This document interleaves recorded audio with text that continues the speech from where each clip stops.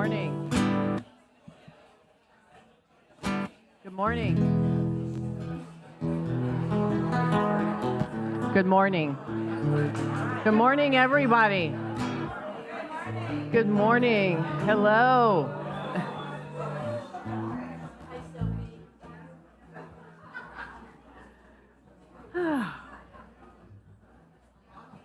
Feel this buzz and energy in this room. My goodness. I hope they have the roof tightened down this morning, because this place is gonna just overflow with this beautiful energy. Welcome, everyone. Welcome to the Center for Spiritual Living Cultural Coast. My name is Kathleen Frankert. I'm one of your licensed spiritual practitioners, and you all are in for a very, very special treat today, a very special opportunity to recognize and honor 3 members of this beloved community who have stepped out in faith in a very significant and auspicious way to be of service to this community and to the world. We are installing 3 new licensed practitioners in our center this morning. You'll be hearing a lot more about that later, but I have butterflies. I don't know about them, but I have butterflies for what's about to take place, who they are to our community, and what this teaching brings to the world. And that's what we're here for. We're here to nourish ourselves, obviously, but we're also here to carry this forward into the world. We are committed to a world that works for everyone. And so we come here, we get prayed up, we get loved up, we get inspired to go out and be that in the world. So thank you all for being here. Thank you for the commitment. Thank you for what you'll bring to this celebration today. I know it will be significant and lasting impression for all of us, and especially for our 3 beloveds. So again, so welcome you this morning. If you're joining us online, I hope that you get the vibe and energy that we're generating here, because it's palpable. And so happy to have you joining us online, whether it's right now in this moment or some future time. This is a great opportunity, as I said, to be here and to celebrate these 3 wonderful people. There will be some explanation about, if you're new to this teaching or even visiting first time, what have you. There'll be an explanation throughout today's service about what we're up to here. But so rest assured, you will be brought along on this journey with all of us, and we're so happy that you could join us if you're joining us for the first time. We have with us this morning, of course, our founding minister and spiritual director, Reverend Theresa, and also yes, and so she will be presiding later today at this special celebration. And with us in the house is our wonderful, amazing, talented house band, Joyful Noise. Yes, yes. I like that little flourish, Reverend Emil. That was very cool. I like that. That's who he is. He can get jiggy with it, like the best of them. All right. So with all of that kind of out of the way, let's now just take an opportunity to become quiet, to turn within, to settle in, and recognize with me that there is something wonderful happening right here, right now. It is life, it is love, it is God, by whatever name, expressing and creating out of itself this immensely beautiful moment. This is where life is happening. Not in the future, not 2 minutes ago, but right here, right now. Let's bring our awareness into the possibility that life brings to us in the present moment, and recognize and celebrate the opportunity to be in community, to be that love and light that God is expressing as each one of us, and bringing that love, that light, that intention to today's special ceremony and celebration. We bless and honor each one here. We bless and honor all those listening in, watching in, virtually. We bless and honor all of life. And know that as we do so, there is a palpable force unleashed. There is a new beginning available. Let us celebrate and honor that. Let us celebrate and honor these beloveds. Let us celebrate and honor what this teaching is to the world and how we are empowered in it, by it, for it, and through it. I give thanks that this day, this celebration, this service, this time in community is magnificent, is joyful, is uplifting, and inspiring. And I give thanks that this is already unfolding now for the greatest and highest good of each one. Releasing this word now, I give thanks for its demonstration through each one here, and so it is. Welcome, Joyful Noise. Thank you, Kathleen. Welcome. Welcome. Wow, it's amazing.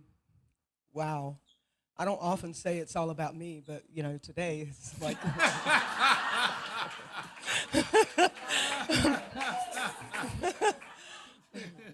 And it's about you too. But I want to tell you a minute of something about me. When I was younger, I spent about 40 years of my life dedicated to something known as Pentecostal holiness movement. And after 4 years of being loyal and dedicated and studying and being able to probably talk about the Bible as good or better than anyone you know, it stripped me of every bit of dignity I ever had. I disappeared into the world for a decade. And 5 years ago, August 1st, next month, I walked into Centers for Spiritual Living and said, there's something about this God thing, and I don't know what it is yet, but it can't be all that judgment, and it can't be all of what I thought it was all those decades. And I'm going to find out. And I did. So 5 years later, I want to sing this song to you titled Holy Now by Peter Mayer.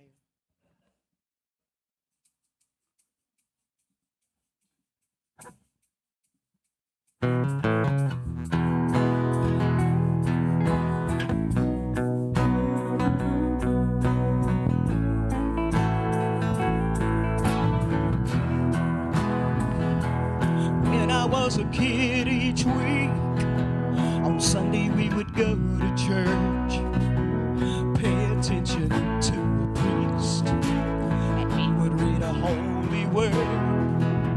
He consecrates some holy bread, and everyone would kneel and bow. Today the difference is everything is holy now.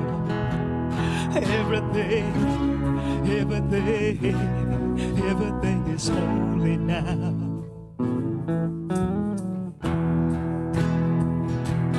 When I was in Sunday school, they taught me about a time Moses split a sea in two, and Jesus made some water wine.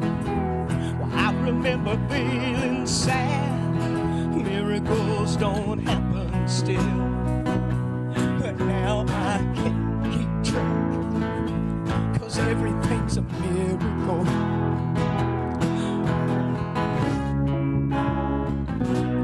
Everything's a miracle.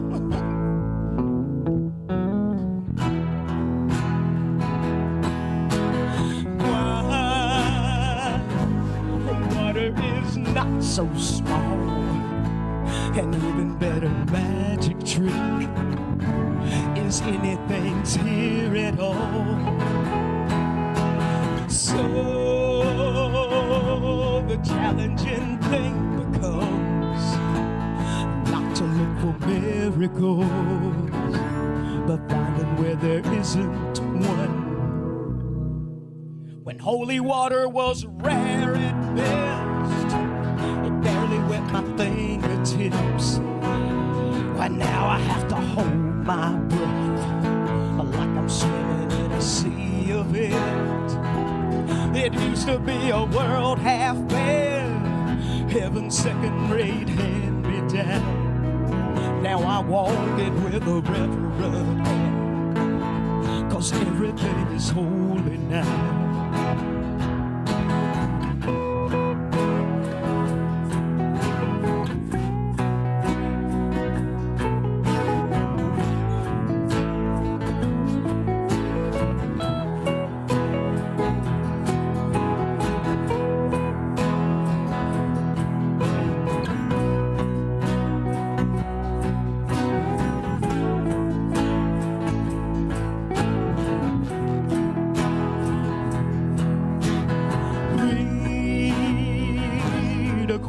In child's face, say it's not a testament. Why that be very hard to say? See another new morning come and say it's not a sacrament.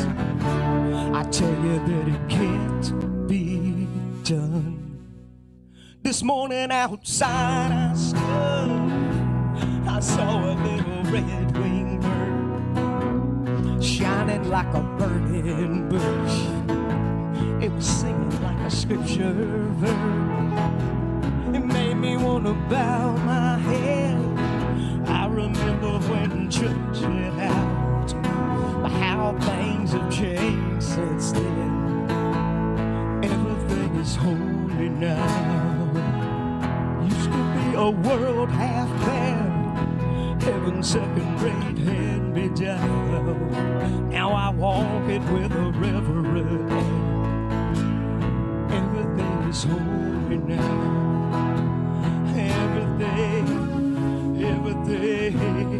Everything is holy now. Everything is holy now.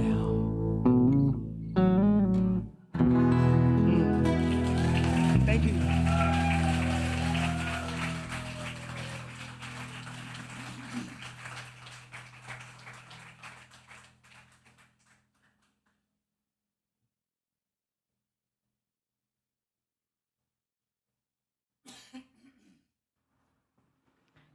Yes, waterproof mascara again.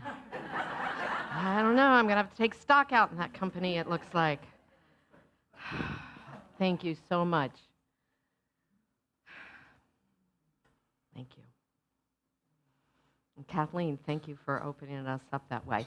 This morning really is an opportunity to celebrate. It's an opportunity to celebrate, but it's also an opportunity to have a deeper understanding of what it means to be a practitioner, a deeper understanding of the making of a practitioner, because it is a spiritual journey. It's a spiritual journey. And the science of mind can be called a religion, but it really is a philosophy. It's a teaching. It's a way of seeing the world. It's a way of life to me. It's a way of living life, you know? And so this isn't simply a graduation. It isn't simply a job well done, you know? It's not just that. It's not just that. It's a recognition of the lives that have been transformed.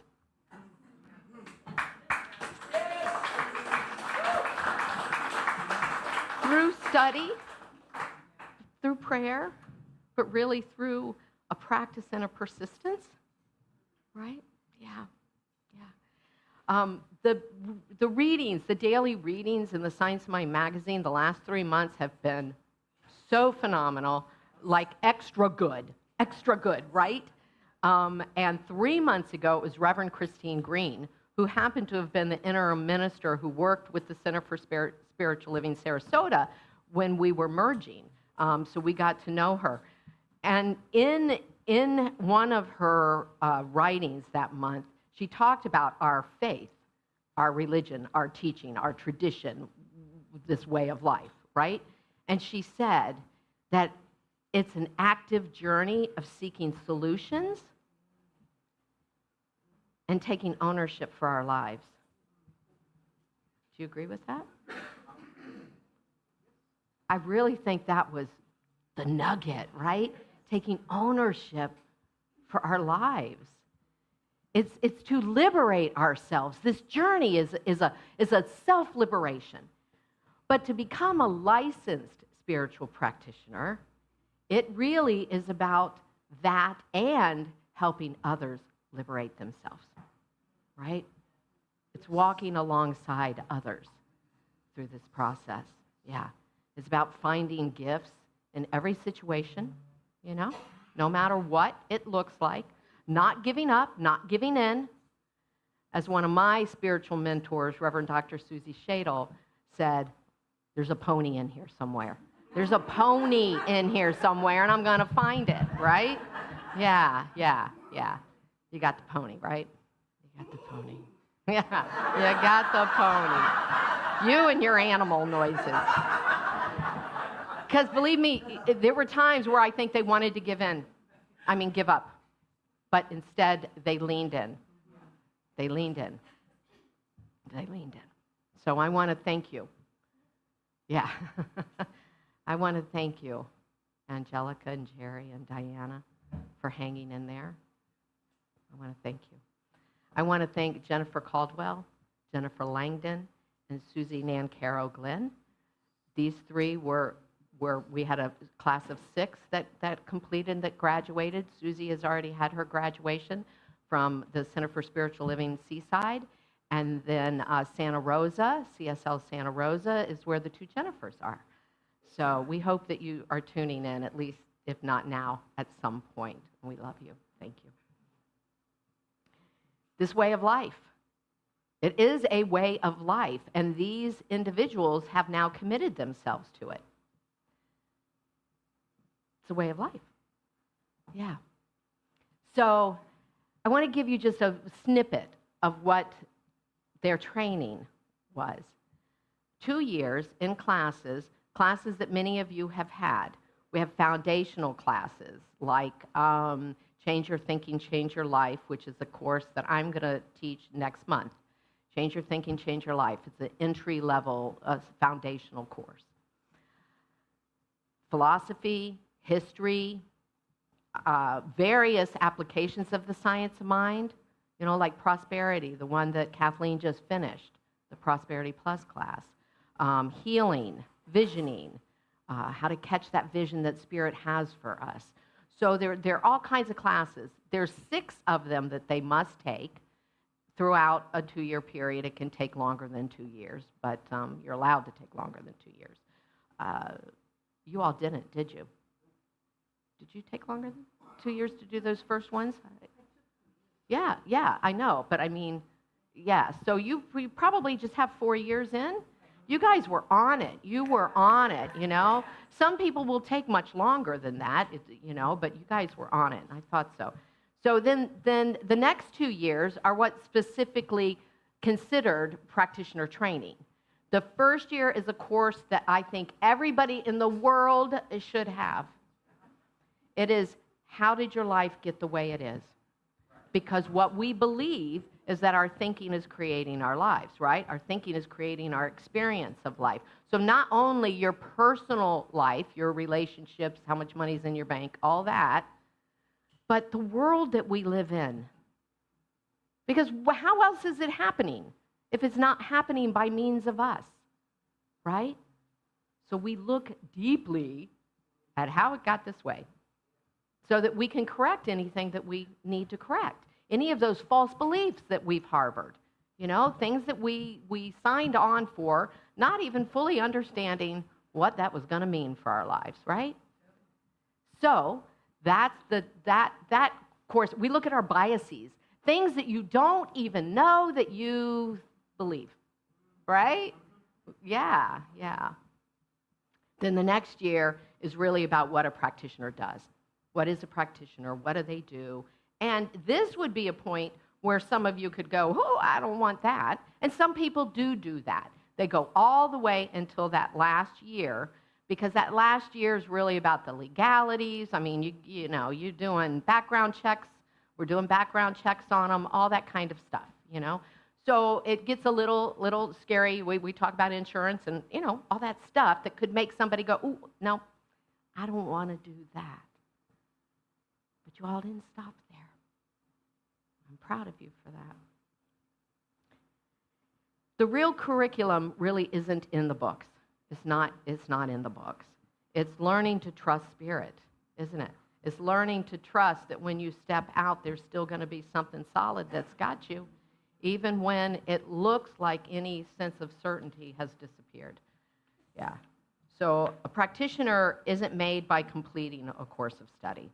That is not what we are celebrating here today. Not that alone, anyway. A practitioner is made by the continual willingness to let Spirit shape your life, to let Spirit shape your consciousness, because really that's what this is all about. It's growth in consciousness, growth in awareness. So graduation isn't the finish line. It's just the public recognition of an inward commitment that you've already made to this way of life, the science of mind. Ideally, practitioners model the science mind principles, yeah? We live them. We live them. So you see it in our lives. You see harmonious relationships. You see confidence. You see clarity. You see that. It's a heightened awareness of the divine presence within and all around. Also, along with that, is a deep concern for other people's spiritual growth, wanting to be there, wanting to help, wanting to usher, you know, someone else's growth, which, as we've discussed in recent months, is a great definition of love, of real love, right?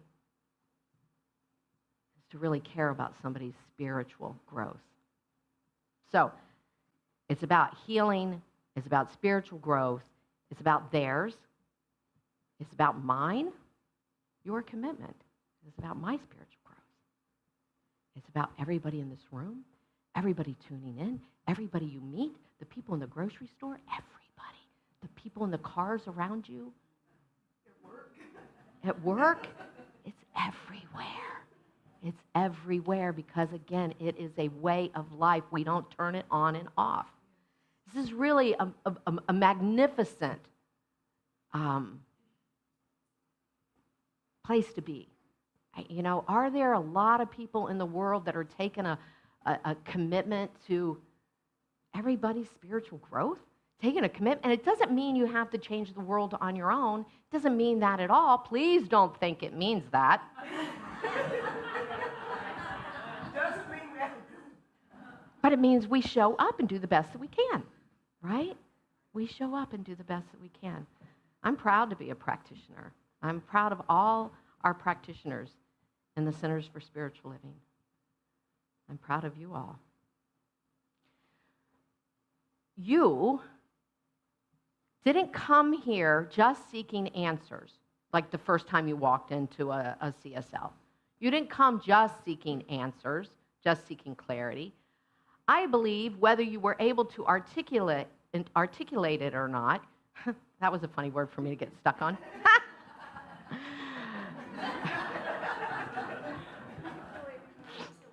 That's so weird, isn't it? You came here to have someone know your truth, because that's what ends up happening. When you forget your truth, other people know it for you. That's what practitioners do, right? Someone to remember the truth when you've forgotten it. That's what we do. That's what we do. That's the ministry of a practitioner. So today, Jerry and Angelica and Diana join other practitioners in this community, around the world. They join ministers in this community, Reverend Diana, Reverend Jerry, Gina, Rev G,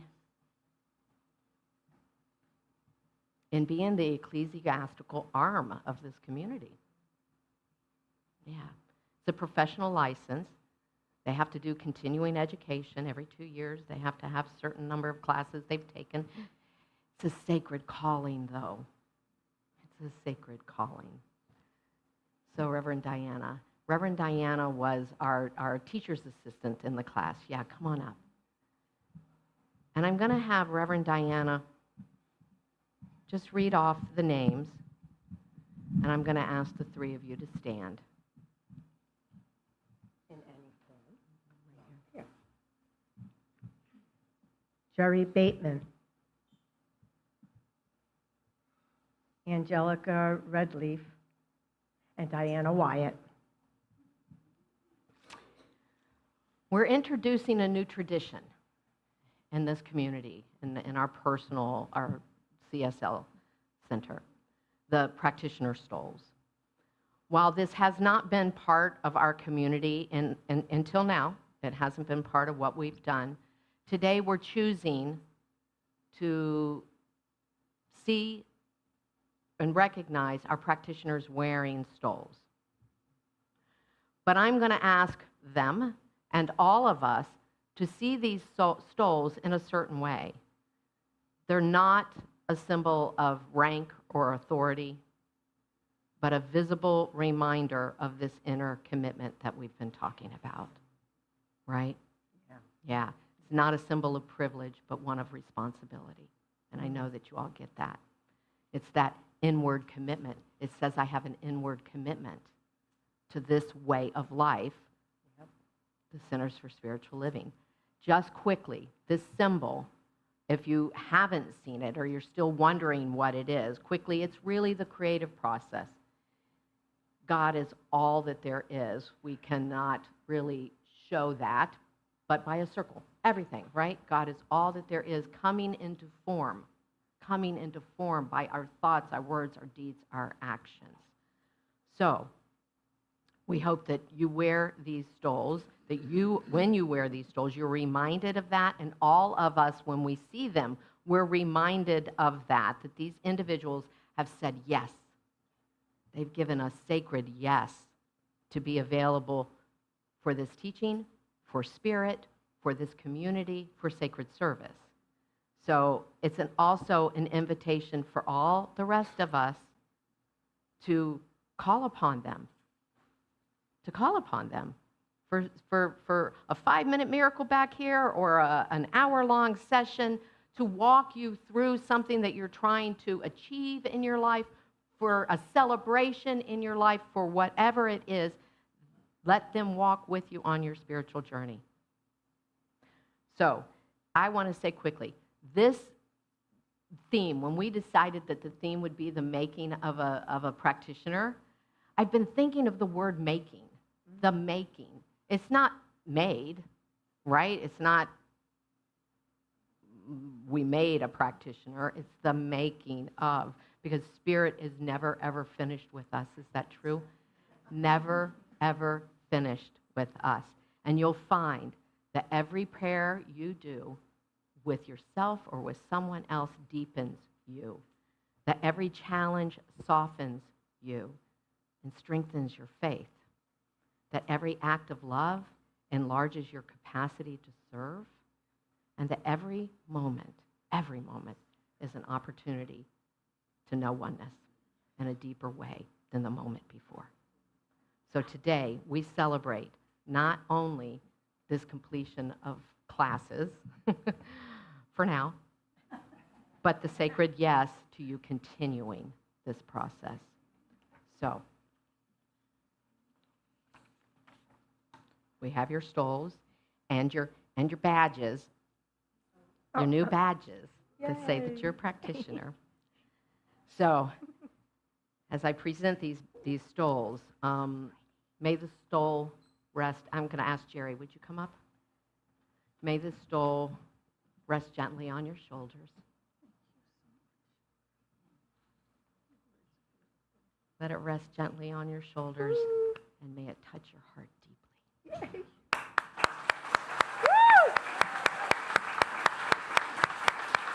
Angelica?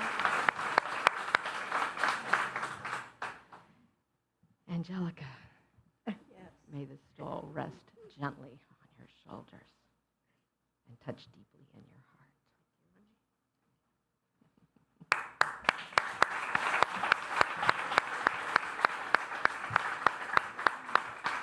Diana, may the stole rest gently on your shoulders and may it touch your heart deeply.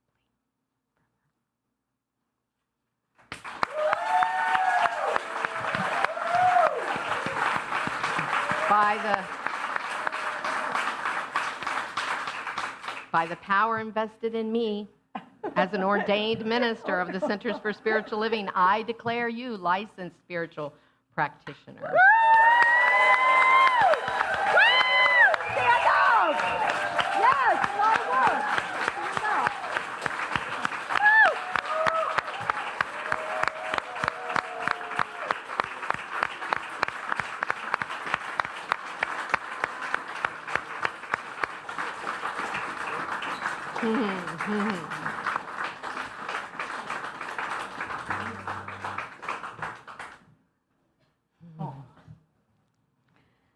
Now we're going to ask the impossible and ask the band. Diana, are you on this one? You're not on this one? No.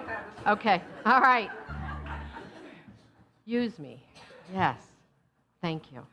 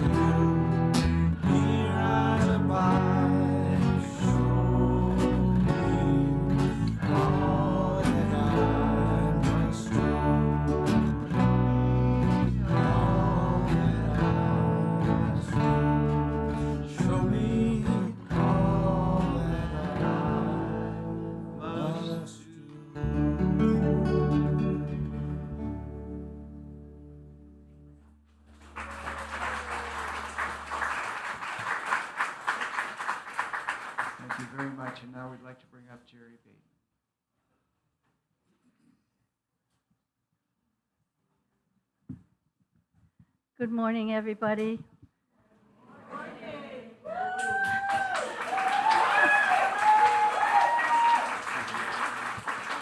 My name's Jerry Bateman, and I'm a licensed spiritual practitioner. It's the first time I say those words, and I'm proud to be able to say them. And if you think, Kathleen, that you had a few butterflies, I got a crowd going on here. But I would like to share with you a little bit about the making of a practitioner, at least through my lens, from my point of view.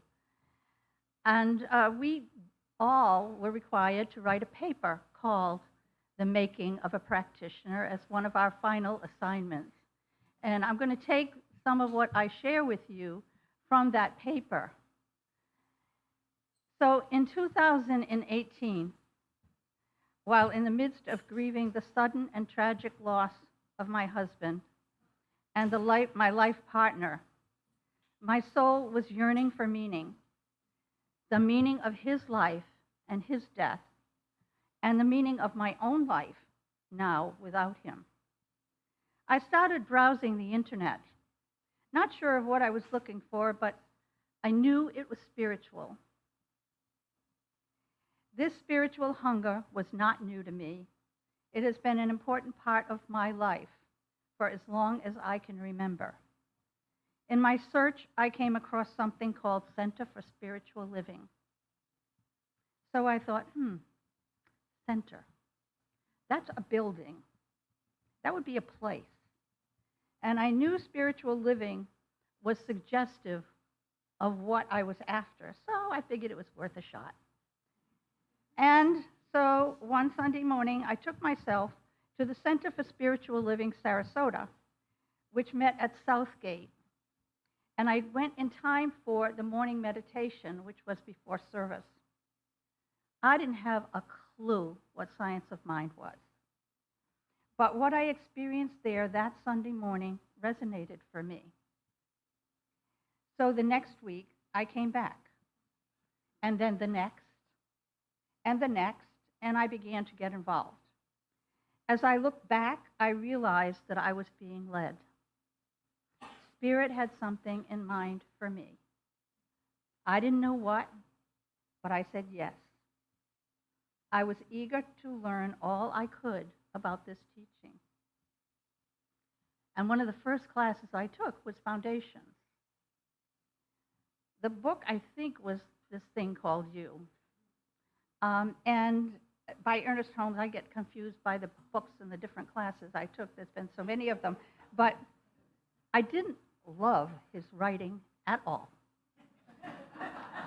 I found his style to be obtuse, and I found myself reading sentences and paragraphs over and over to try to figure out what he was saying. The word law particularly confounded me. And I remember my teacher, our wonderful Kathleen, was finally able to get it through my skull. That was a moment, a threshold, a beginning. And again, I was being guided forward. I'm happy to tell you that today I'm a solid friend of Ernest and his work.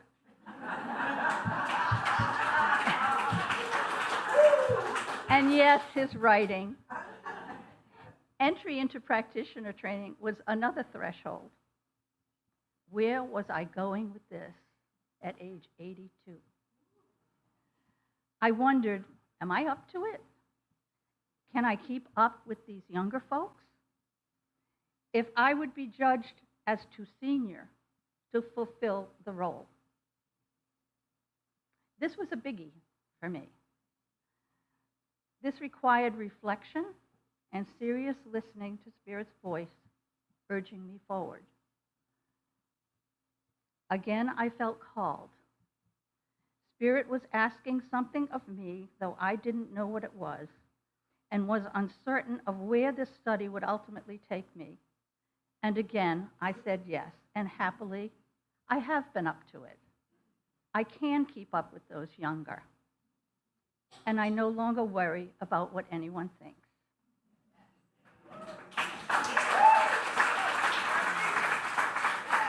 What I now know for sure is that the making of a spiritual practitioner is not a process of becoming more certain. It's a process of becoming more honest. Honest about who I am, honest about where I trust, where I hesitate, where I still want to control rather than allow. Practitioner training was challenging from the get-go. There were moments of overwhelm and uncertainty, and there were moments of real breakthrough, though when I knew without a doubt who and whose I am. I learned to rely on Spirit for wisdom and guidance, and I listened to the voice within saying, you don't have to do anything, you don't have to be anything other than who and what you are. All you need to know, you know. Let it be done unto you. Let the river of grace flow through you with its light, its love, its wisdom. Open your heart, outstretch your arms. And I said, yes. I wouldn't and couldn't be standing here today as a practitioner without the love and support of so many. Reverend Karen Wilson, the first Science of Mind minister I knew, was unable to be here this morning, but I'm deeply grateful for the inspiration she was and continues to be for me. And Kathleen Frankett, my first teacher. You gave me a love for this teaching, and you inspire me, and I'm forever grateful, Kathleen. For Angelica Redleaf, my prayer partner, you who weathered all the storms and shared all the joys with me. And Diana Wyatt, yes, beloved, the best classmate ever. Watching you grow and flourish has been such a joy and so beautiful. Reverend Diana Escobar, you held high watch for us always. Thank you. And I can't express enough gratitude to Reverend Theresa, who gave me the most impactful learning experience of my life.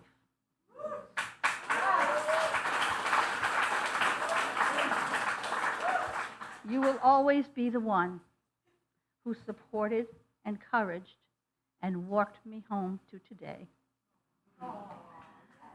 And finally, all of you, our beloved and wonderful CSL Cultural Coast community. I always knew that I had a loving, vibrant community behind me. And I look forward to serving this community in whatever way I am called to. Thank you for being here, and thank you for celebrating with us.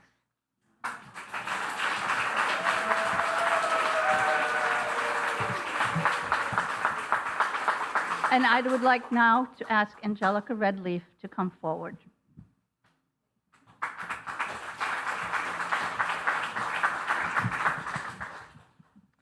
I just want to say that Jerry is a force, a major force with a big heart. And I am grateful that we're together in this as a prayer partner. And then there's Diana. There's another force, big, big force with a big, huge heart. We've been so fortunate. And I have 3 dear, dear friends with me here today.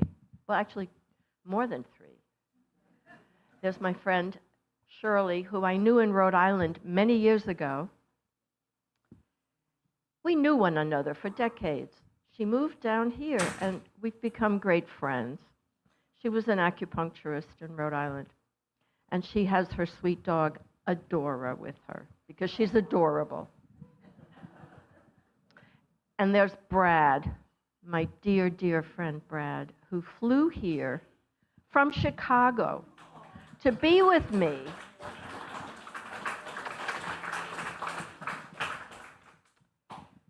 So those are the 3 friends. Oh, and Brad is known as the tall one because he's 6'4", very tall.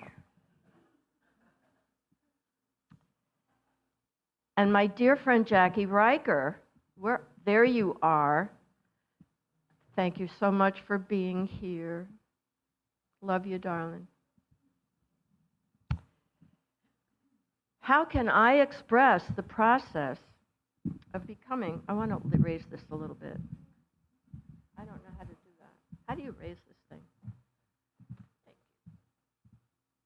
I should know by now, right? Thank you so much. That's much better. You know, I'm a chiropractor. I think about my neck, so, you know, I don't want to.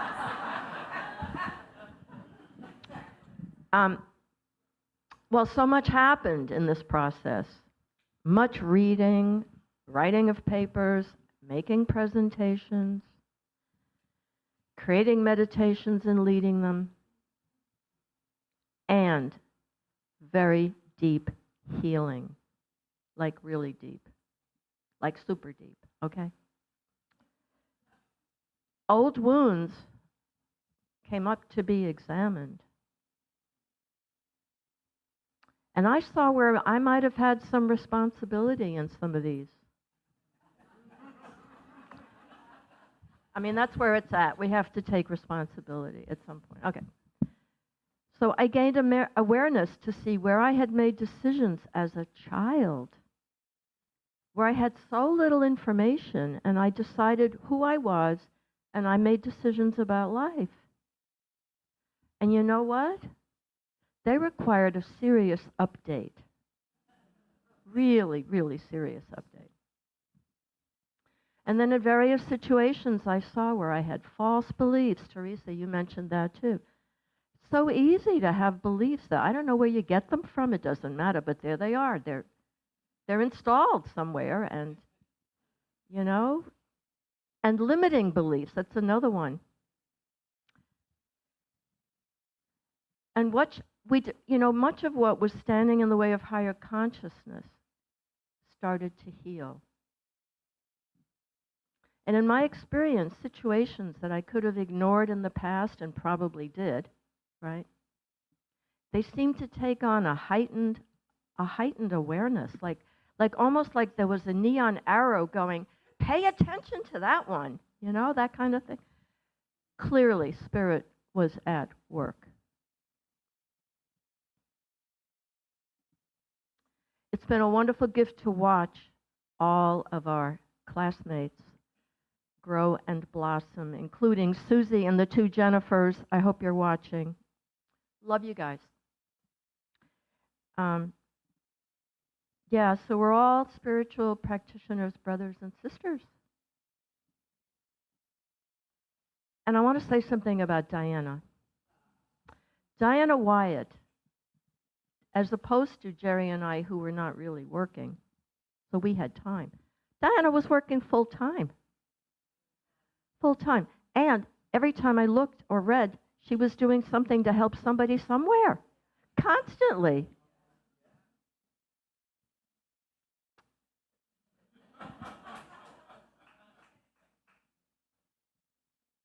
A huge part of practitioner studies has been having an amazing spiritual prayer partner, Jerry. She's a beautiful and wise soul. We have gotten closer and love one another deeply. We speak about what we hear and see in one another. Sometimes that opens something that we needed to hear. We are making, the two of us, even more progress toward increased consciousness together. We're doing it together. And let's see. Okay, I'm going to talk about Ernest Holmes. Hope you don't mind. We studied his writings. He was a very, very big seeker of truth. I'm pretty sure he left very few stones unturned in search for what is going on here. How can we make this work? He studied with, read, and met many, if not all, of the major thinkers philosophers, writers, poets of his time, and those before him. He studied the major religions. He would find a kernel of truth in someone's writings or talk, like a puzzle piece, and he'd set that aside. Like Phineas Quimby, he learned from him about how healing works. He learned another kernel of truth from Thomas Troward about the creative process, and he set that puzzle piece aside. After many years of this, he put all those puzzle pieces together, and he knew he had found it, the truth, the truth. And I was trying to imagine what it might have been like for him to know that he got it, that he, that he understood it. It must have been a wow, a big, big, big, big wow. And he created religious science, which became Centers for Spiritual Living. Now it's all packaged up for everybody. We can take classes, we can get more involved. It's a beautiful thing. And now I can help people over the phone, anywhere. I had a conversation with a friend who lives out west who had some challenges. Instead of telling her how sorry I was, about her challenges, or trying to fix things, I offered a prayer. It touched her deeply. During it, she cried. This is on the phone. She cried. And after, she told me she felt better. She felt hopeful. And we worked on an affirmation together so that she can refer to that at any time to further anchor the work that we had just done. I felt really good. I now feel and know that I live in an abundant, intelligent, loving, and supportive universe. And I'm saying yes to diversity, equity, and inclusion, or DEI, as what I think will be the focus of my practitioner work. But who knows? Who knows? Reverend Diana and I may soon be enrolled in a national CSL DEI program that keeps us up to date on new understandings, ideas, and learnings. And I'm super excited about that. And I'll be sharing with everyone as I expand my knowledge. I am forever grateful I said yes to this training. I'm especially grateful for our beloved Reverend Theresa and Reverend Diana. In this training, we spent about 200 hours with them. That's a lot of time. And when you add up all the other, really. Reverend Theresa is an incredible teacher and spiritual being.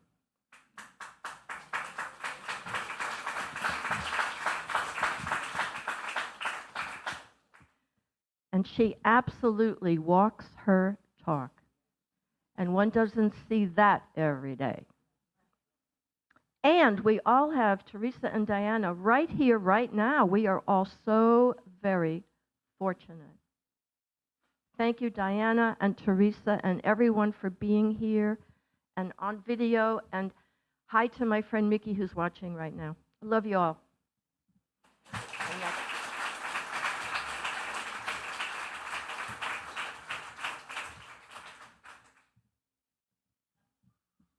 Beloveds, you heard words and hearts and lives touched and moved. Mine is no different. Beloved, may I use your stand?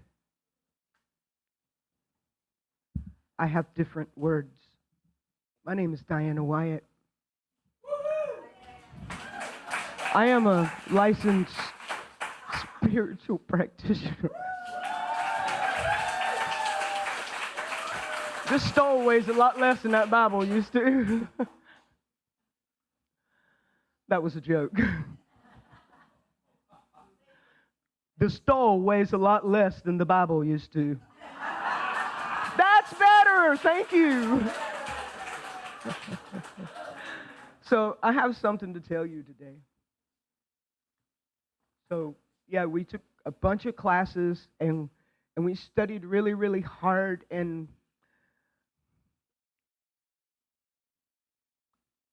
I hope this isn't blasphemy, but, it wasn't in the book. It wasn't in those 200 hours that we were in class. It was in the hours after class that I stayed up weeping and searching inside me for where, for what, hungry, thirsty, for one more drink of that water, right?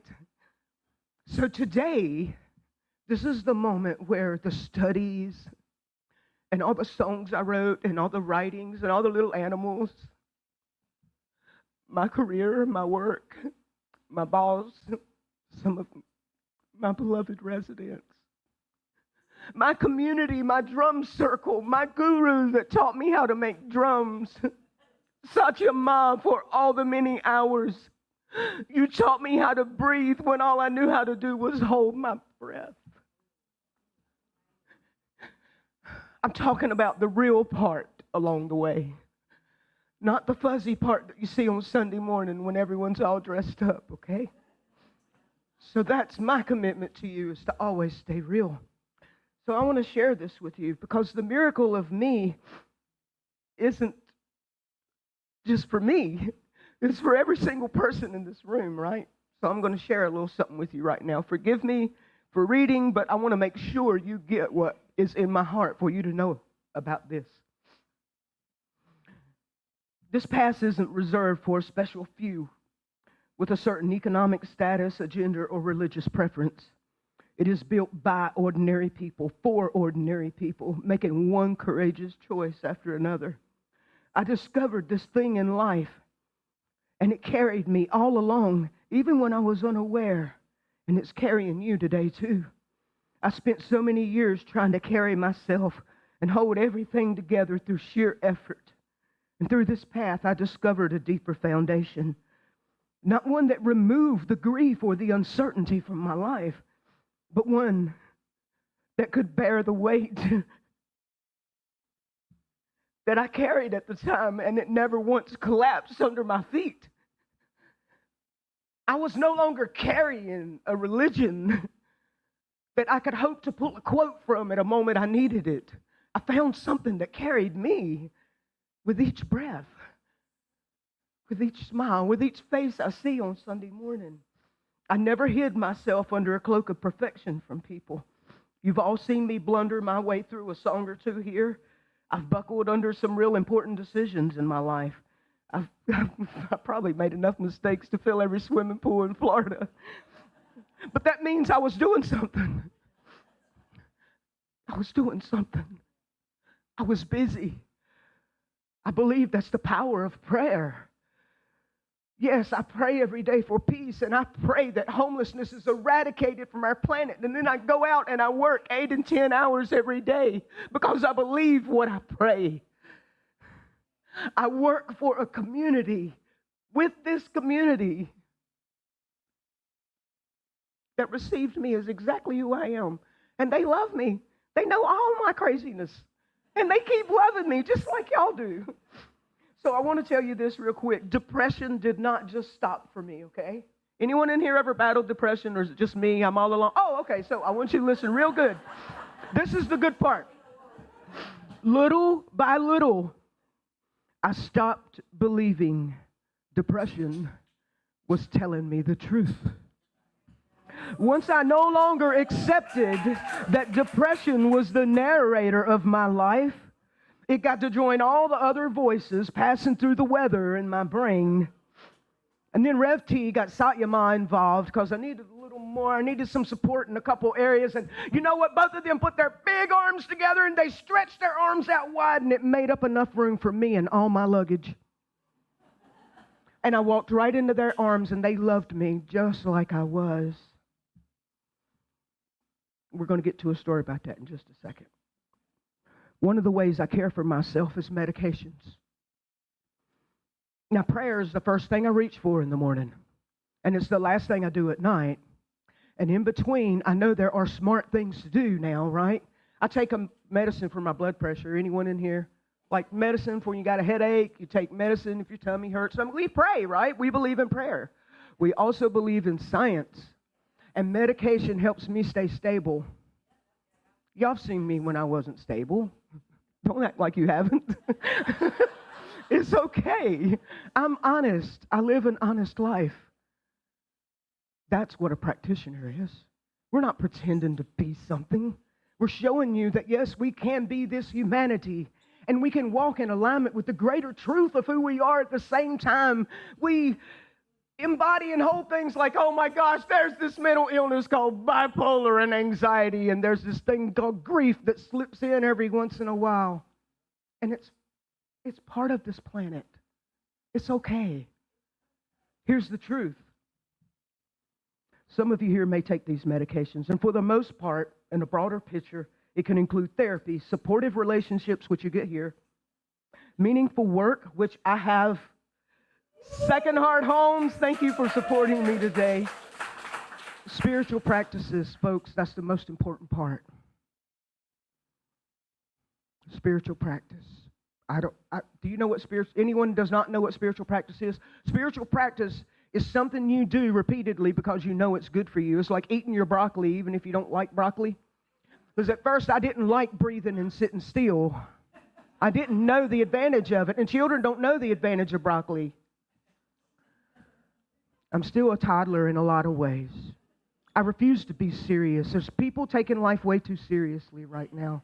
I want to share a story with y'all about Crooked Feather. Being a practitioner doesn't relieve me of my depression.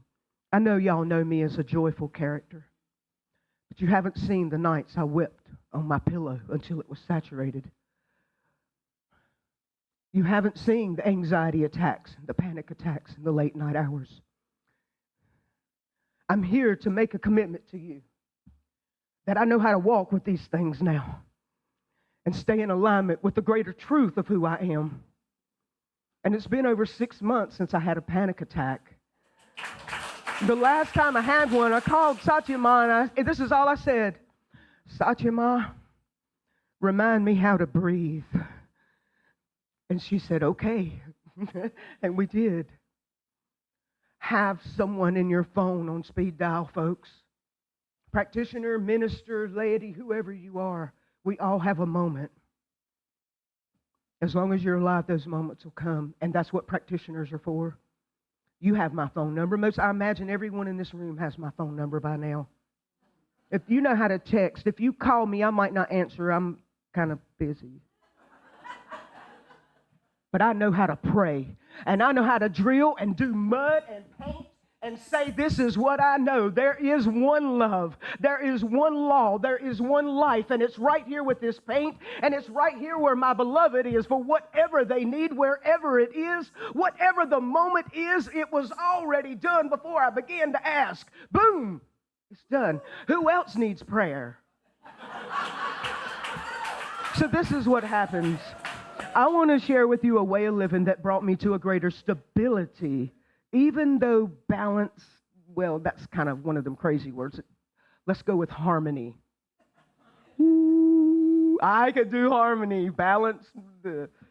I promise to never, ever, ever present myself as a practitioner who has transcended being human.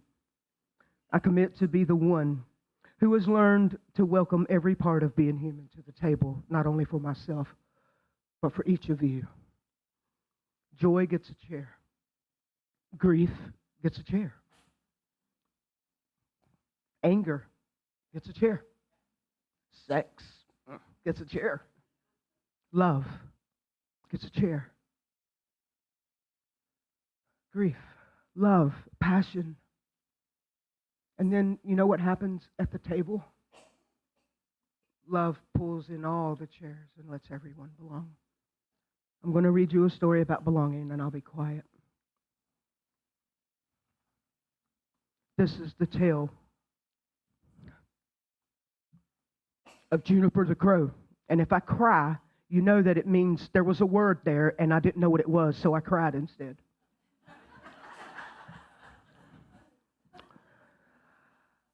Juniper was a crow with one wing feather that always stuck out sideways, no matter how carefully it was preened. The other crows flew in a smooth, dark ribbon across the sky. Not Diana, Juniper. Juniper flew with a tiny wobble, not enough to fall, just enough to notice, and notice Juniper did. Every morning before joining the others, Juniper would tug at the feathers. Stay down. Get back in there. Be normal. Don't make me so obvious. Gosh. Or some days the feather obeyed for a while. But wind is honest. And eventually, boing, the feather came out again.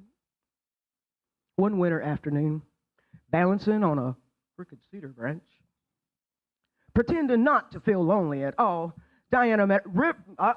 Juniper met a river otter named Ref T. Little Flowers. Little Flowers was floating on her back, and Little Flowers squinted upward and said, "Huh?" Juniper stiffened. Well, here it comes. The advice, the fixing, the gentle suggestion to become easier to love to someone else.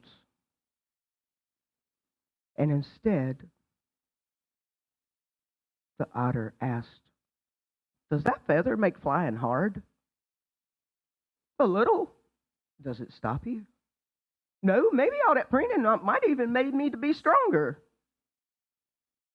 The otter shrugged. "Seems to me it just kind of makes you easier to recognize." Juniper blinked. Well, no one had ever said that before.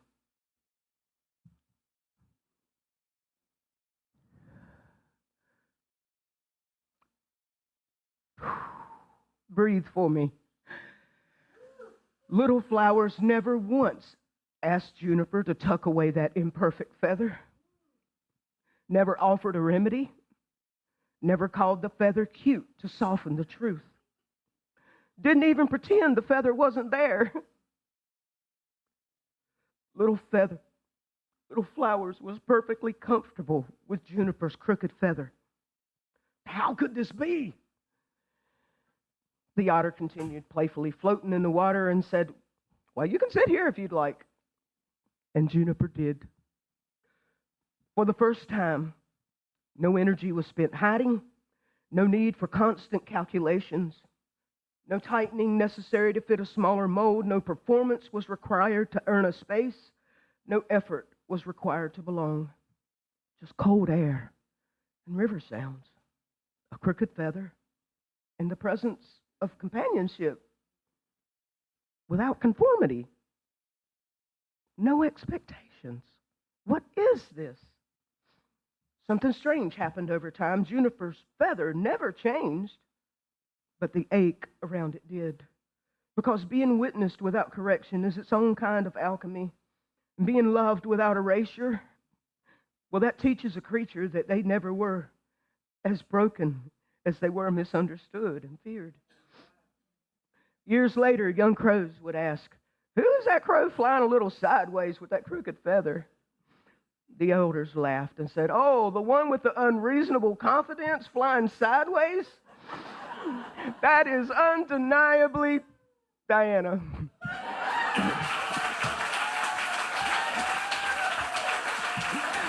And that little river otter, she's still floating around and she's sharing wisdom with exhausted animals everywhere. The feisty ones, the sad ones, the loving ones, the ones with crooked feathers and bent tails everywhere. She's just loving us.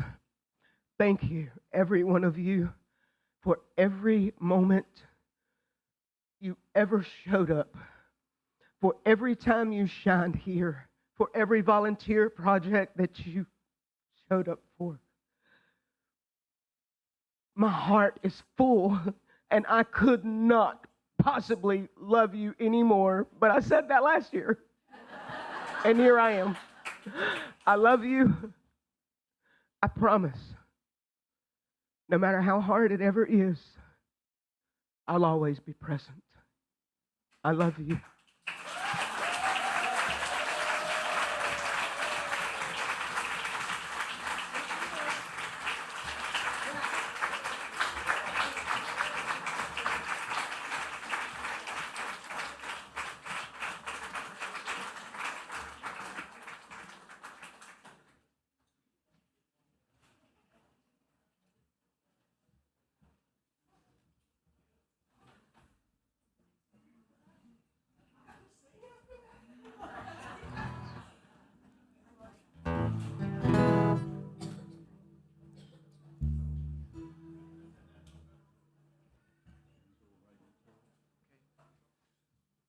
going to do something a little special this morning because it's a special morning. Angelica, Jerry, Diana, I'm going to sing a song that's especially for you, but also Susie and the two Jennifers online and all the other practitioners that have, what'd they do? Did they graduate or what did they do? They popped out of the egg. Yeah, they popped. This song is for you, and then I'm going to ask you all to join with me.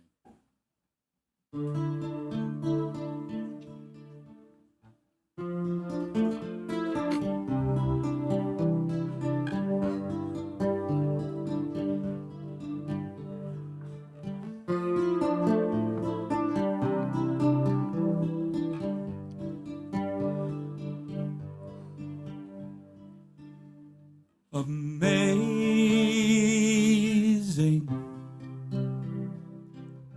amazing,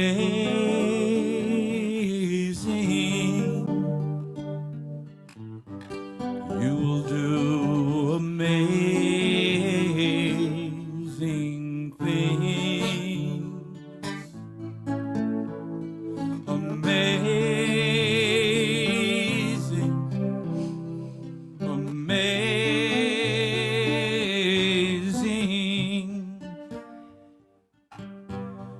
you will do amazing.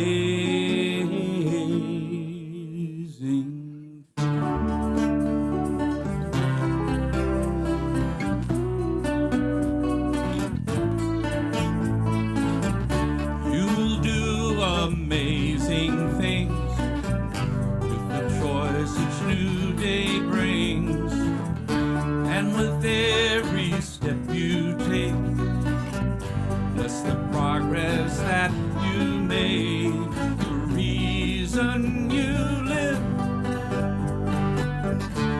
is there in every gift you give. Love your life, love your dreams, you will do amazing things.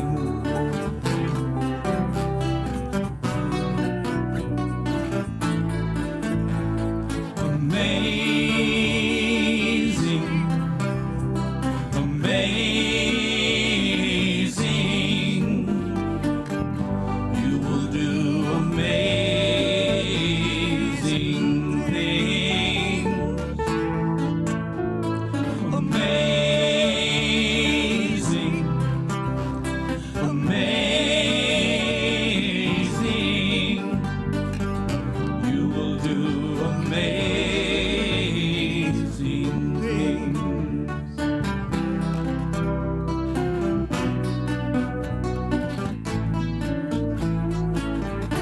Oh, the places you will go, and the people you will know. Don't worry when, where, or how. You don't need to know that now. You're on the right track. No need to look ahead or back. Just enjoy this day brings. You will do amazing things. You don't have to work it out. Just stay in the here and now. Let your mind rest for a little while. Sometimes the deepest answers come when you're out there having fun. Close your eyes, take a breath, and smile. Amazing,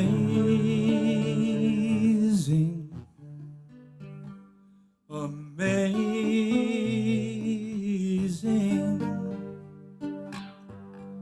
you will do amazing things. Amazing.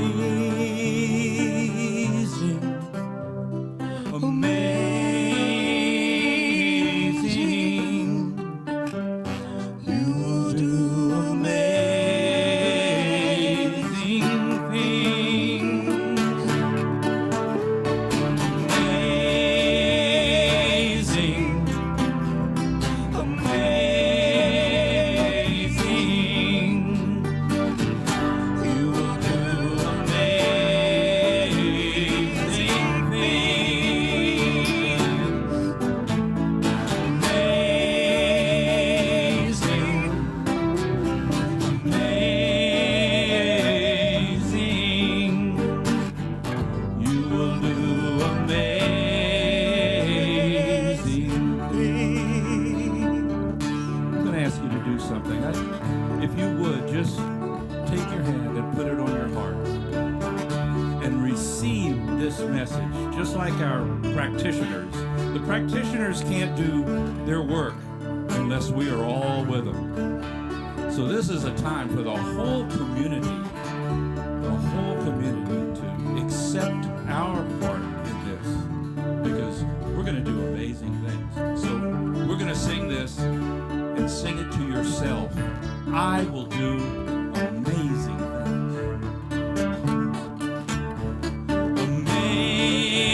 Amazing,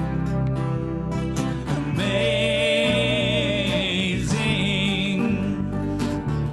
I will do amazing things. Amazing, amazing. I will do amazing things. Now I want you to just take a look at the person next to you on either side and look right into their eyes, and with earnest desire for them, recognize you will do amazing things. Just look right in their eyes like the deepest namaste you've ever done.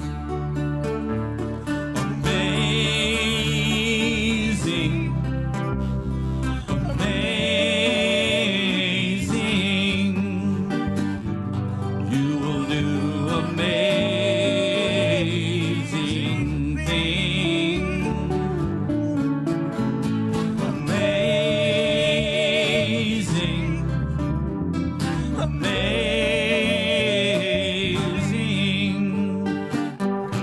You will do amazing things. Now stand with us and take the hand of people from either side of you, and we're going to just claim that we as a community are going to do amazing things.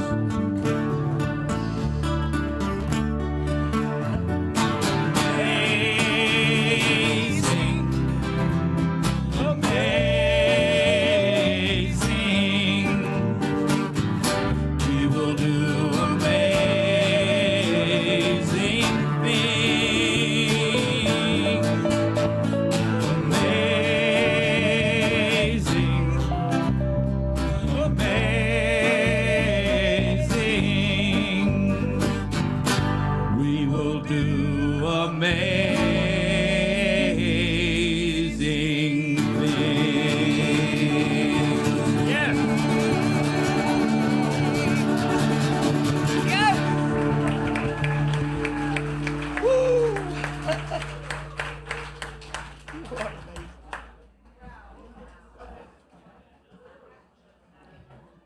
One more.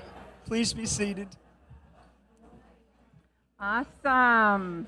If everyone could take a seat, we're not quite done with all the blessings today. Isn't that wonderful? We have been so blessed today. So blessed by everyone's presence here, by all of the practitioners, Reverend Theresa, and this whole community. And these blessings are always flowing because we live in an abundant universe, right? So this is our time of offering that we'd love to, this offering is giving and receiving because the universe is abundance, right? We believe in the reciprocity of the universe. As we give, we receive. And we've given so much, we receive so much every day. We are blessed with this gorgeous life that we live and all these people that we get to be with. So we are going to sing a song.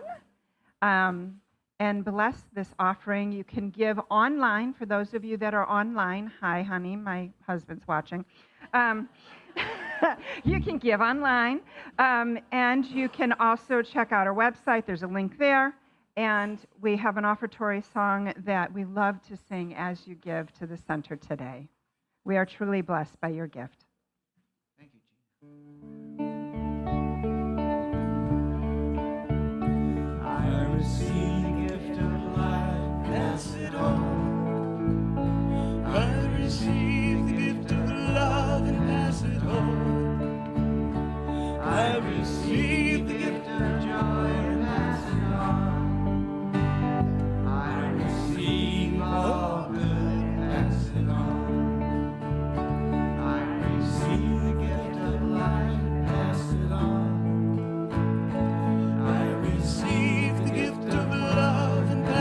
on. I receive the gift of joy and pass it on.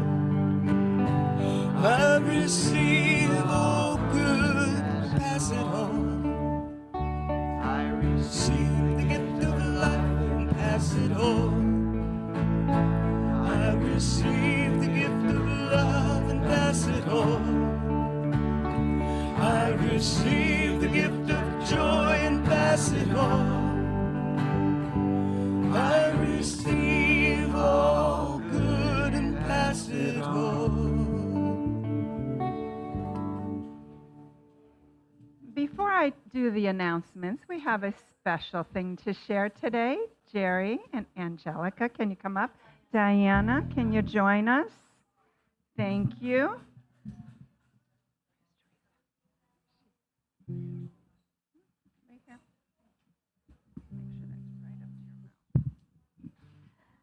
Reverend Theresa, will you come and be with us, please?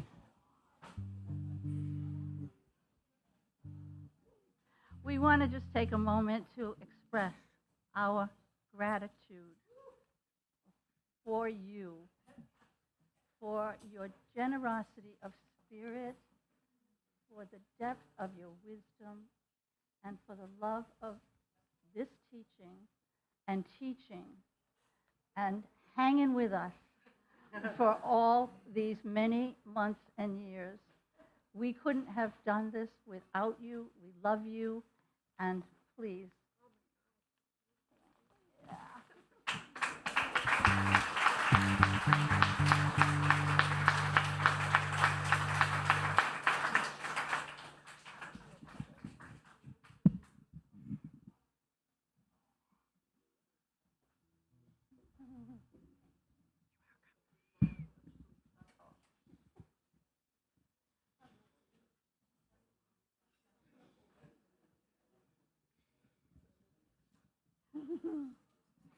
She deserves those hugs and so much more.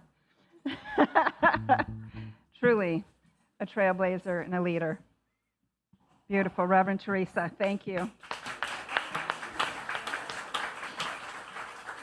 All right, for our announcements for this community, there's so many things happening here, y'all. If this is your first time here, please raise your hand. We want to see you, want to greet you, we want to know you, and we have a gift for you. How about that? So yay. So see one of the greeters, and they have a gift for you. And we are so happy that you're here. Thank you. So other things that are going on. We have a newsletter. In case you didn't see it, make sure you check out the newsletter. There's all kinds of announcements in there. Some of the things I really want you to pay attention to. We have a Wednesday night spiritual living circle led by practitioner Jim Grove. And that is online, so you can catch that wherever you are. I'm in Chicago most of the time, but I'm down here right now, so here. You can always do that online. Friday night, Reverend Diana, she has a recovery meeting, spiritual circle, spiritual recovery meeting with Reverend Diana. See Reverend Diana if you want to know more about that, and there's information in the newsletter. Friday night, the women's dinner, women's meditation, led by Diana this month, and others. So catch that, see Diana about that. And then coming up in another week on Friday, July 24th, Joyful Noise, all these musicians up here, and Crooked Feather, that's what you call y'all? Okay. So we got Bobby and Phil and Diana and Frankie are all, I have another person named that, but okay, maybe they'll join you. And Reb G, you're going to be there too? They'll all be playing at a fundraiser. This is for Streets of Paradise and the Centers for Spiritual Living in Sarasota Cultural Coast. Yes. So please be there, July 24th. Yes. Where is it? Streets of Paradise. It's at the Streets of Paradise. See Diana. Airport Mall. Okay, Just hit there me you up. go. There you go. Now, important. In the next 2 weeks, we are at the Garden Club. We're back at the Garden Club. Don't come here. Next 2 weeks, we are at the Garden Club. Okay? All right. Today, we get to have a potluck. We get to celebrate. We get to celebrate these beautiful practitioners. This is such a moment to celebrate. I'm so excited. That song was sung at my practitioner graduation in 2009. Full circle moment. Yes. And your practitioner of the day is moi, Reverend Gina, right here. I'll be sitting behind that screen over there. If you need prayer, come see me. I'll pray you up. And when the service is over, we need to reset the room for the lunch, right? So we're asking y'all to just come up and be with the practitioners, celebrate with the practitioners, hug them, whatever. We got a team that's setting up the table, so we need to get out of their way, you know? All right, so let's just be mindful of that. And we have one more wonderful song. I think I got everything on my list. I wrote lots of little tiny notes, but I think I got everything. So we have one more song. Yes, take it away. Well, I won't talk much more, but just long enough to tell you that at the end of each class, you get to do a final project. And this here song was a final project for one of my classes. And if you don't know as much about Science of Mind, or if you know a whole bunch, I think you'll enjoy this. It's a fun little tune. And it's, any math teachers in here? No math teachers? Okay, good, yeah, because this is going to be a strange formula for some people. One, two, 3, 4, 1, 2,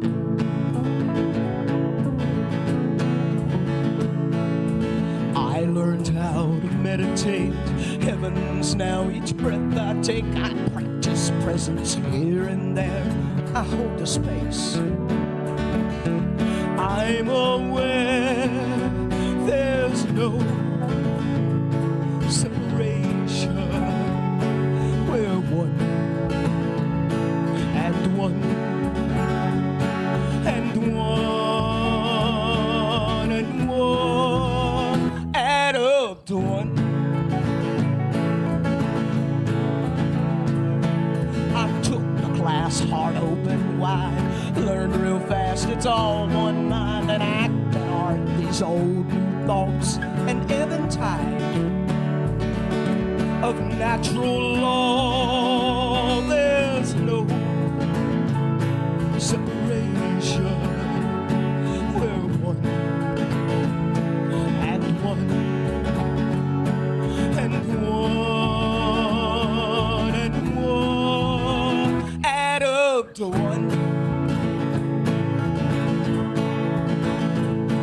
Out there's a wisdom strong and true, the same is so inside of you. I've seen it flow and as it through this thing in life. Ernest calls you. There's no separation. We're one and one and one and one. Add up to one. I've planted seeds and pulled up weeds. I burned some sage and hugged some trees. The drum I play, chants I sing. Oh, shine a light for you and me. There's no separation. We're one and one and one.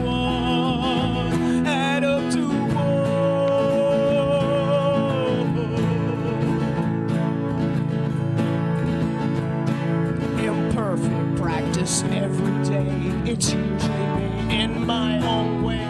Spiral now, warp zone speed, everywhere I look.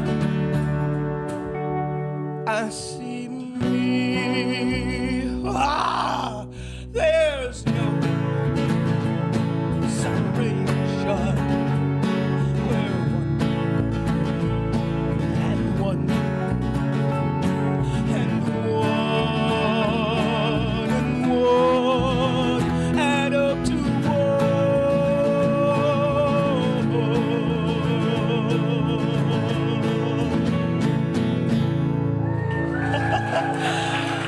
Love you. Thank you for a grand celebration. May you always remember we are one. We are love. Let's go eat. I'm hungry.